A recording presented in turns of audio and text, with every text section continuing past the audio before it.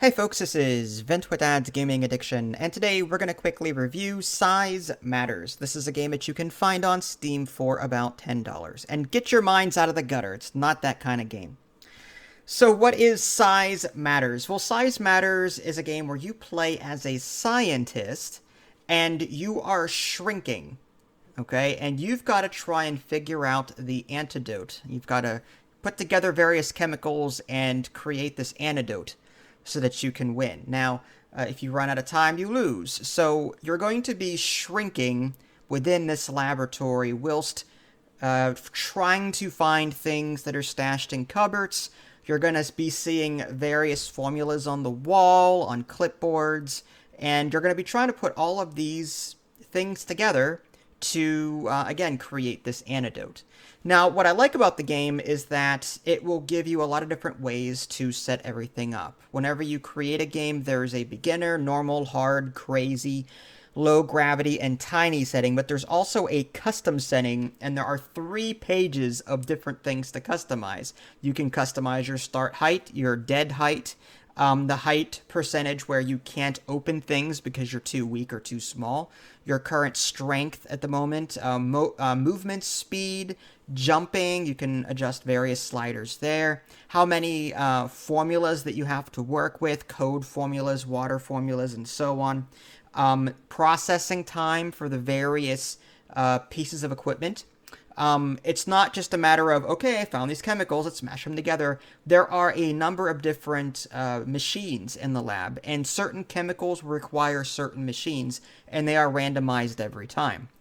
So on one playthrough, this lollygagium might require a microwave, and then that will turn into something else. Whereas maybe, I don't know, plutonium or whatever made-up chemical you have for your next playthrough that you find, it might need a code combiner where you'll need to enter a 4-digit code on this particular piece of equipment, put the beaker in there, and it will turn into something else. There's a combiner where you just put 2 things together and they will combine. There's a sink, so you'll have to pour water into a beaker and, maybe combine it with something else. Again, formulas will be on chalkboards, on clipboards, and you'll have to sort of put all that information together. And you'll be discovering keys. Once you find the correct end result for a particular branch, it will be a key. It will identify itself as a key. The beaker will say key 1 or key 2. You put that into your antidote machine and boom, you've got maybe a third of what you need in order to create the antidote. And now you go off, okay, what chemicals haven't I found or used yet? Okay, the wall says I can turn this into this, I can combine this into this, I can nuke this in the microwave to make this, to combine these 2. Okay, that's key 2, and now key 3 is this. Okay, and oh, by the way, I'm shrinking, and now I have to put these boxes together to reach the counter that I couldn't reach before. You know what I mean? So it's a really cool game that I really haven't seen before. Like, this is not a game that there's not a whole lot of other games out there like this that do this kind of thing.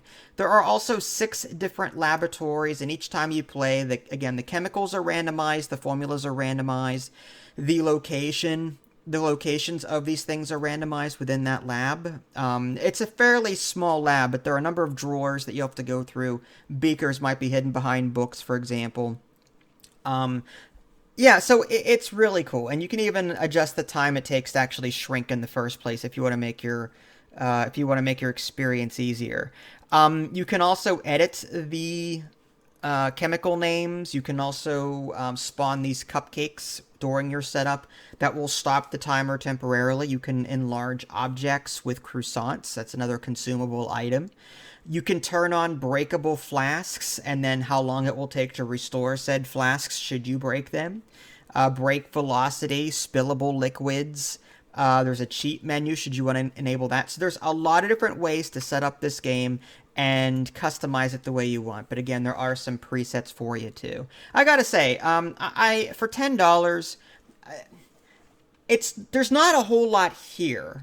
That being said, the fact that everything is randomized every single time and there are 6 different laboratories to get through, like, this is a cool time waster. Play a couple of games, go play something else, come back to it a couple days later, challenge your intellect again, make it a little bit harder maybe next time, maybe shrink faster next time.